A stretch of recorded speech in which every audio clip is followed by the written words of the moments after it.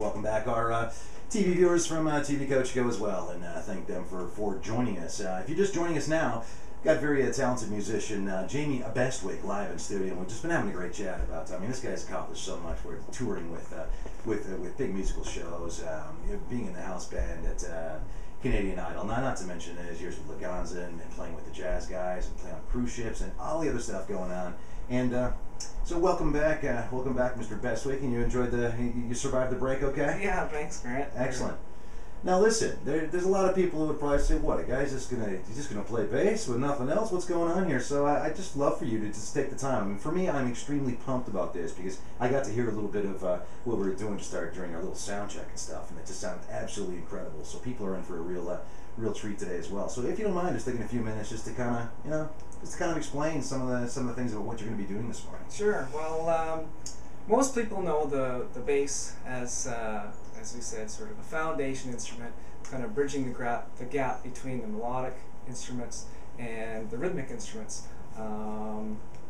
Typically, most people associate the bass with just a thump, thump, thump. To the point where some of these recognizable tunes that have phenomenal bass lines, as I said, don't get the credit that they deserve because of the function of that particular song. One guy in particular that comes to mind, along with a group of musicians called the Funk Brothers, who played on all the Motown hits. All right. Unfortunately, we just lost the second guy, Bob Babbitt, who played on a number of hits, including Stevie Wonder's Signed, Sealed, Delivered. Okay. And such a shame. These musicians, it was a documentary that came out about 10 years ago, featuring some of the guys that were still alive, and retelling their story, playing on these hits, playing on these tunes. I think there was a stat saying that this particular group of musicians played on more hits than Elvis, the Beatles, and the Rolling Stones combined. Wow. And, basically forgotten about. When Motown closed and everything went to Los Angeles, a lot of guys struggled to find work. And because of their lack of notoriety and stage presence, they'd forgotten heroes until this documentary came out and really shed some light on the recording process with these guys, what it was like at that time, with segregation and civil rights movement and all the other things that were happening while this music was being recorded, because some of the musicians were white, some of them were black. A lot of great music came from that era and influences what most music is today, whether that's a direct relation or not. Right. Some of them sample Motown tunes. Some of them, are just sound similar because they've heard those songs for the last 40 some odd years. Okay. Anyways, usually what people associate the bass with as a line like this, and those listening hopefully will recognize it.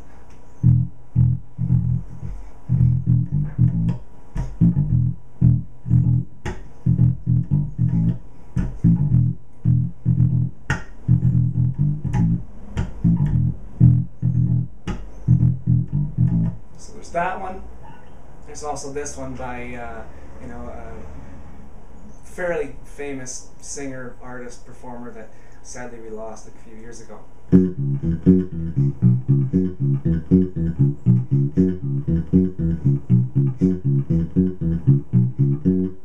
So those are the bass lines of these songs that, along with some of these great Motown hits, had a melodic bass line that on its own stood fairly tall. Okay. Let alone adding harmony and singers and the rest of the song.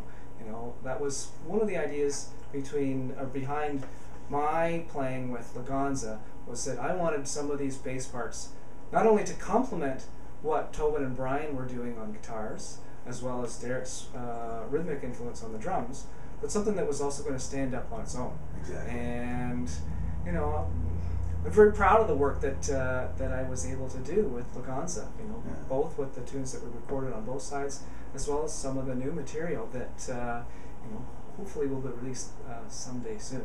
That would be great. So, yeah.